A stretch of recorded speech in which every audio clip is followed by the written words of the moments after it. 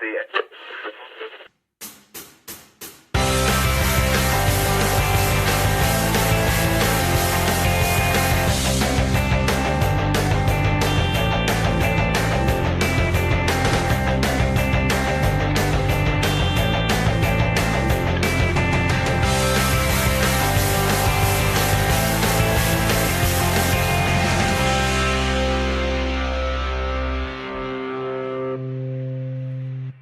Yes! Welcome, everyone. My name is Ivy Ramirez, and with me is my co-creator, Marlene Gamble. And this is another episode of Fuck Customer Service. Happy Mother's Day! Yay, thank you!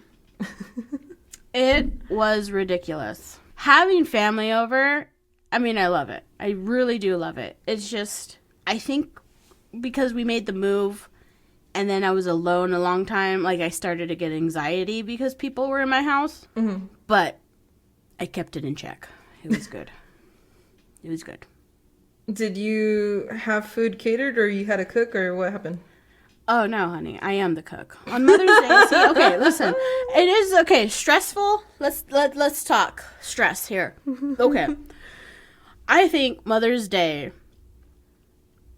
needs a whole re-up, because if you do celebrate Mother's Day, okay, you have all your little crotch goblins, and they come in and they're making a mess, and they're trying to do their best, and you can hear what's going on in that damn kitchen. Like, you can hear the pots and the pans, and it's all rattling around, but you have to be graceful and sit there and wait for your breakfast to come in.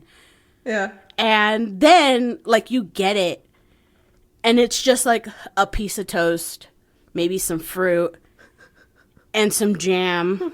And you're like, what the hell happened in that kitchen then? You're expecting like a 3-course meal with all the racket that's going on. And then like you get up and there's dishes and there's shit on the floor and something happened with the toaster that it's like smoking, and you're just like, we're gonna fucking ignore that till tomorrow. It's my day. I'm going to sit down with my coffee. And then they're like, oh, I made you this macaroni bracelet from school. And you're like, yay, it's beautiful. And they bring you your stuff, and it's cute, and you save it forever. Or you have people coming over, and you're like making food. You're making the potato salad, the chicken, whatever that needs to go on the grill, you know? Mm-hmm. It's a great time when people are over. But at the same time, it's like, why? Yeah. And then the day ends, okay? Everybody was being nice to you. Going back. Everybody's being nice. Oh, let me do this for you. No. Don't pick up a thing. I got it. Whatever. But they don't do it. Like, next morning, it looks like you had a frat party, and there's just, like, trash everywhere. But Mother's Day's over, so nobody's going to help you. So you honestly, it should be 2 days. Like, it should be on Sunday, but also everybody who's a mom should also get the next day off so they can clean after the hurricane and then actually sit in silence for a little bit while everybody is doing their own thing at school and work. And that would be a wonderful day. Like a Mother's Day after party, or after? Yes. A Mother's Day after holiday? After holiday, like an attachment. Mother's Day recovery day. Mother's Day recovery day, yes. Drop the kids at school. Husband goes to work. Love you. Get the hell out of here. Well, I say Happy Mother's Day because I mean we're probably gonna upload this, I don't know, way late, a week later, but it's ish. We do the ish on this podcast. We're Hispanic. Everything is ish. Everything is we'll ish. Get there on time ish. Did you get any gifts? My son made me a card at school. Aww. His picture in their card was pretty awesome. Like they showed him, like it was like a photo booth type thing, and I think it was just because his hoodie was very colorful, like with paint splatter and stuff. So it made the picture that much more awesome. Because he had his, like, cool dude glasses on. And he's like, you're an awesome mom. Thanks for cleaning my room every week. That's what he wrote in the card. Aww. And I'm like, boy, clean up your own room. But thank you for acknowledging that I do it. Aww. Yeah, that's like a hit and miss holiday for some people. Even, I guess, like Father's Day too then. Fuck Father's Day. Thank you for your jizz. Thank you. Yeah, thank you for donating and all these daddy issues, but fuck Father's Day. Well, I guess we need strippers. Yeah, it's true. We need legal prostitution. I mean, if that's where the road leads, God bless you. But to me, they're imposed holidays that are sometimes tougher than Christmas or Thanksgiving because you can at least spend that with friends, you know? Right? Or you have people who don't have children or want children. They have like pets or something, and then there's no happy fur parent day. You know, I consider my dogs fur babies, and I fucking spoil them rotten. But there's just it's different when it's your beliefs versus something that may or may not be. Like, oh, happy Mother's Day. Like, happy Father's Day. Question mark. I don't know. Yeah, but my dad's dead. Yeah. Well. My dad Mufasa like 20 years ago, so. My dad Mufasa. Oh my God. You had to go there with me. You know how I feel about that scene. Ugh. I know. I just had to. But you know what? To lighten the mood, we should imply Fur Baby Day. Like somewhere in a month that doesn't have very many holidays. Yeah. Happy Fur Baby Day. Or no, it would be Happy Fur Parent. Fur Parent. So, Happy Fur Parent Day. That needs to be a holiday. Fur Parent Day. It does. You know what? And then, like, the beach and stuff, you can just, like, take your dog and just have fun at the beach and just let them live their best life, like, chasing things. Yeah. They do. I mean, I know they have, like, Dog Day and Cat Day. And it's just like, okay. Yeah, but that's not... it's not a holiday. It's not like, you know what? I'm taking the day off because I'm going to go have a kick-ass time with my dog. Boom. We're going to go chase squirrels. Yep. Okay? We need the whole day. My fur babies and I need the whole day. This is a national holiday right now on Fuck Customer Service. We are creating this right now. Watch somebody already had brought it up and then it's just like, oh, you copied us, bro. I don't care. I don't care. The universe is giving us this knowledge right now. So, Fur Baby Day. Going to the beach, chasing squirrels, chasing ducks, chasing whatever the hell they want, their tail. Then you're going to pull up to the fucking Starbucks and get them a cup. Yep. And then you're going to go fucking hit up McDonald's and get a cheeseburger. Yep. Get them with, fries. Like, nothing on it. Yep. Yep. All that shit. And if you have... They're going to be like, I feel like they're going to put me down tomorrow, but I'm going to do this anyways. Oh my God, am I dying? It's like, damn. Right. No, I mean, if you have cats or if you have birds or whatever it is, like, fucking do whatever is with them, like, whatever the ideal day with them is, like, fucking Happy Fur Parent Day. Boom. Done. Yeah, just line up fucking plastic cups on the counter and let them go to town. Right. Just line them up and fucking lie to them. Be like, oh my God, I hope these things don't get knocked over because I'll be very pissed. Like, oh, really, Susan? Smack. Look at me. And then they give you that death stare. Cat Soli. Don't do it. What was that? Fuck. That. You're like, no, don't do that one. That's my favorite. Smack. Oh, the agony. Not the green one. Please, no, not the green one. Oh, the green one? I'm colorblind as fuck, but you're getting crazy over this one. Is it this one? Like, no, don't even. That one has a little bit of water. Oh, yeah. Smack. Smack. You're like, oh, you're killing my soul. The cat's going to have the best time ever. He's like, yes. World domination today. It's always cats dominating. It's always cats that want to do the world domination. They do. With that death stare. I love cats. Dude, it's so funny. I miss my cats. I had cats in Las Vegas. Now I have dogs, but they're so funny.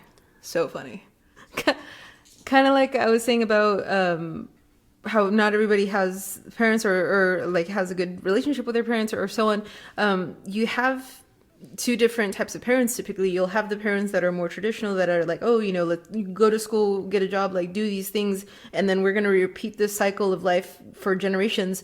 And then you'll have the other people, not to say that it's a bad thing, but you know what I mean, it's like it's very one dimensional. And then you have this other type of parent where it's like, oh, I had an epiphany and I want better for my kids and generations to come, and they're doing it in a way that's forcing their kids to do something that they don't even want to do. And it's like they're just doing it so that they're able to live vicariously through them. Like, oh, I wasn't able to accomplish that, but you know, oh, you can be really successful if you sing. Do you want to sing? Do you like singing? Do you want to do this? Do you want to be a doctor? Do you want to? And then this is like, bro, like let the kid figure it out. The kid needs to figure that shit out. Like there's no need for you to try to. I was just repeating Twinkle Twinkle that I just learned at daycare, and you already want to make me get a contract with somebody. Right. Like, whoa, chill. Yeah. Chill pill. I'm testing the waters. Let me figure it out. I'm gonna figure it out. Testing the waters. Like, I might want to, you know, be an engineer, but you haven't bought me Legos yet. Yeah. Not a singer. But I mean, it's kind of like the what are they called? Like the tiger parents. Oh yeah. Mm-hmm. In the Asian culture, yeah, that usually happens where they like forcing their children to, or they put so much pressure on them to be successful, and most of the time it's just so much stress that they just miss out on everything. Like they don't get to play and they don't get to experience childhood because they're being forced to practice and recitals and study. Yeah, if that's not your calling, why am I living my life for you? I'm not here for you to be an extension of you. I'm here for myself. You know what I mean? And so it's like that comedian Ken from what's his name? Ken from the Hangover movies. Oh, uh-huh. Yeah. He's a doctor. He's a real doctor. Right. But how much more success would he have had if he just pursued his comedy? Because he's a funny dude. Oh, yeah, for sure. But it's just like, you know, you try to please everyone. Well, I mean, before putting yourself first, you know? Oh, as a kid, yeah. As a kid, you're taught to listen to your parents. Well, I mean, it's good that you listen to your parents, but I mean, you feel obligated to fulfill your parents' wishes of becoming successful, and oh, you're gonna have to take care of me when I get older. I'm like, you shouldn't put that stress on a little kid. Right. Well, then that leads to how we have it now with the social media, where we have a desire to seek validation externally, and it's just like, if you just keep mulling over the idea that, oh, well, I'm only supposed to do this, or I'm only going to be able to do that, or I'm never going to do this or that, then that's the narrative you're going to have for yourself. You have to change that narrative, and you have to do so in a way that sticks every day. I am this. I am able to be successful. I am. And then that way you can have a successful life and break free of that. Right. I like that you brought up the whole I am thing, because what we feed ourselves mentally is what we portray ourselves as. So if it's like the person who, you know, like there's always one person in your family who's always sick, or they're like, oh no, I can't because, oh, this hurts me, or this, or my arm is hurting me, because that's what they're always feeding themselves. They're always feeding themselves sickness. Yeah.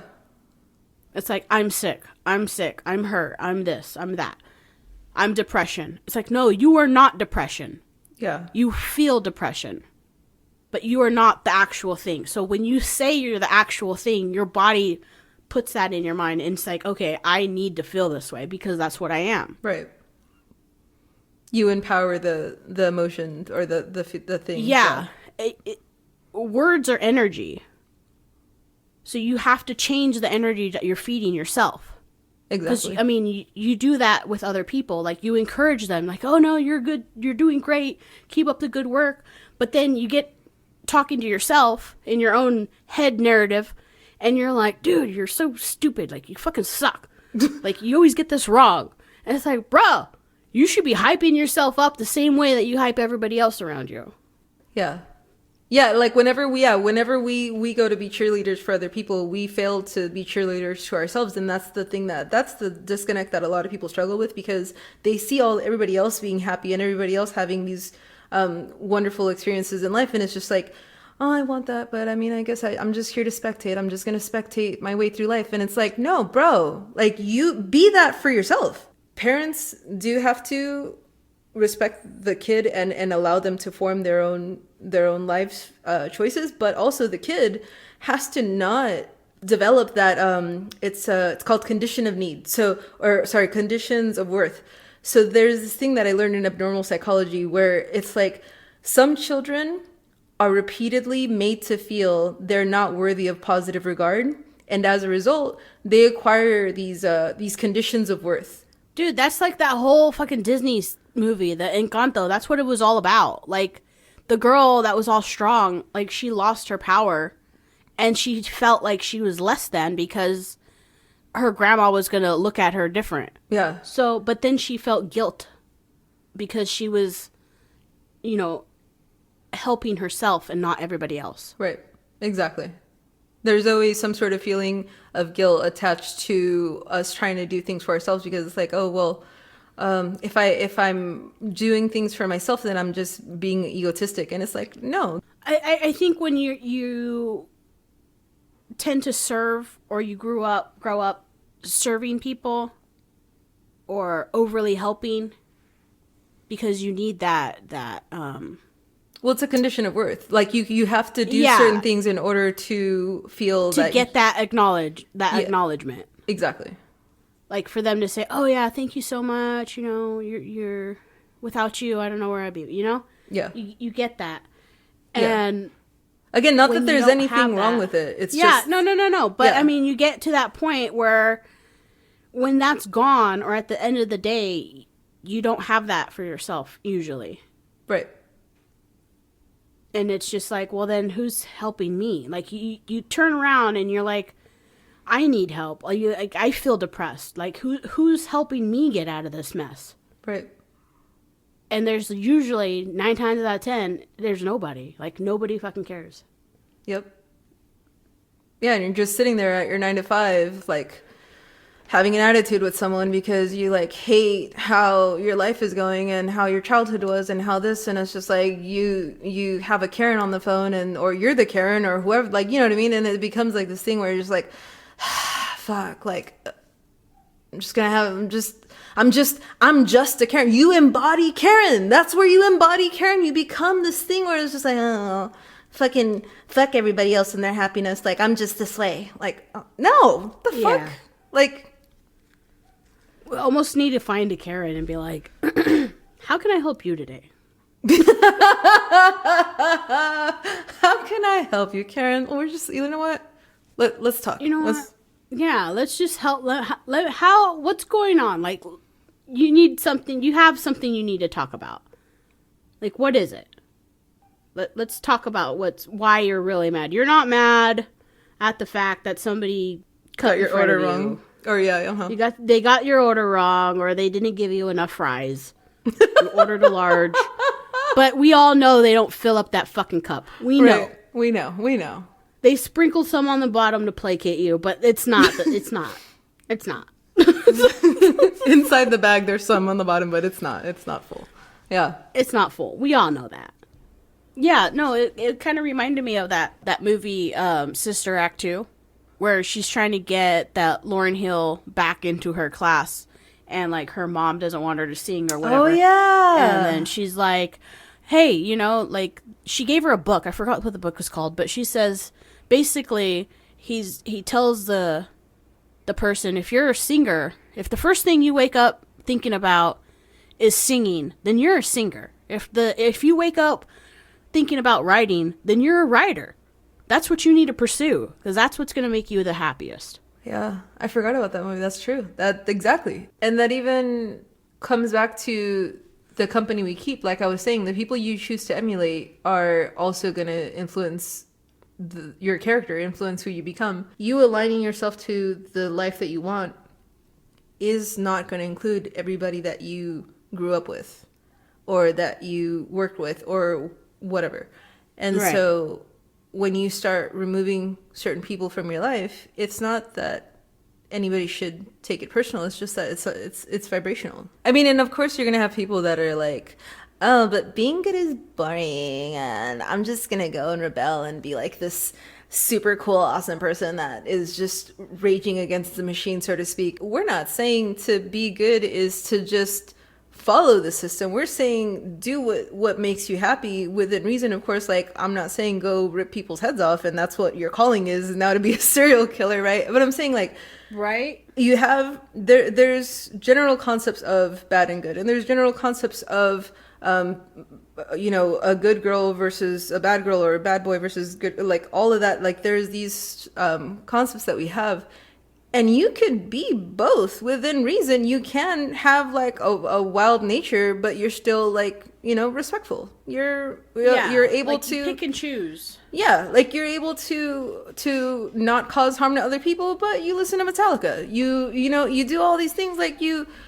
have different ways of honing all of that in, and some people along the way think it's either or. Oh, if you're good, if you're too much of a goody two shoes, then you're boring, you're lame, you're this, and it's just like, no, like I'm out here trying to uplift others and motivate others in a way that lets them fulfill their own stuff. And at the same time, I love cursing. I curse like a fucking sailor. You know what I mean? Like, there's different ways. Me too. If you work like at a landfill, I mean, people are rude as hell. I learned the majority of my fucking cuss words there. It was just like Sailor Town, nothing but men. And there I am, just like, still naive as hell, and they just come in and they're like, where the fuck is my tag? And I'm like, I'm trying to type. I'm trying to get it to you, I'm sorry. And then by the third month I was just like, where's the fuck is my tag? And I'm like, hold the fuck on, and it's coming. Get the fuck off my scale, you son of a bitch. Right. It's like they break you. Yeah, exactly. We're gonna break this good girl shit. And that's what I'm saying. There's a balance, dude. I said it, I think, in the first episode. There's a balance to everything in life. You have to have a way to step into your greatness, but hey, I'm still able to this. And you'll have the people who make the argument of, well, you can't have your foot in both. Like, you can't believe in God but also do things that are sinful. And it's like, you do, like, so you have these things that it's like, it's so one-dimensional. Like, but if we think of the expansion of our universe and the fact that it's not the only universe, there is like a plethora of different things that are in existence at the same time. And it's not like there is no one right way to be good and one right way to be bad. It's just, you're unique, you're individual, you're here to experience life. Life is going to flow through you, and that's it. That's life. Plethora is a good word. Right? That's why I said it. Dude, do you think that the thieves in the last episode were doing some sort of Santa work where it's like they're having to get all this shit without paying for it? It's just like, go rob all these stores so that we can give them to people. Because, I mean, again, we were trying to find how to justify what happened. Dude, the guy in my CVS, he did actually steal little dinosaurs. Aww. Yeah, I know. And I'm like, aw, he has little dinosaur toys. And that's the package that made the most noise, because it had all that plastic wrapping. So when he sat there at the pharmacy ripping all the shit open, that was the crinkling that made me turn around. But I mean, I don't know. Maybe Santa, hires a bunch of transients to go into CVS and Walgreens to steal all the goods. You have the Dark Knight, and then you have Dark Santa. Dark Santa. I'm Dark Santa. Oh, I'm Dark Santa. God. The fucking little minions of elves that are all homeless. They smell like beer. Right? Hopefully your aspirations aren't to be homeless, but, to each their own. Just be decent. Remember who you are. I mean, you're not wrong.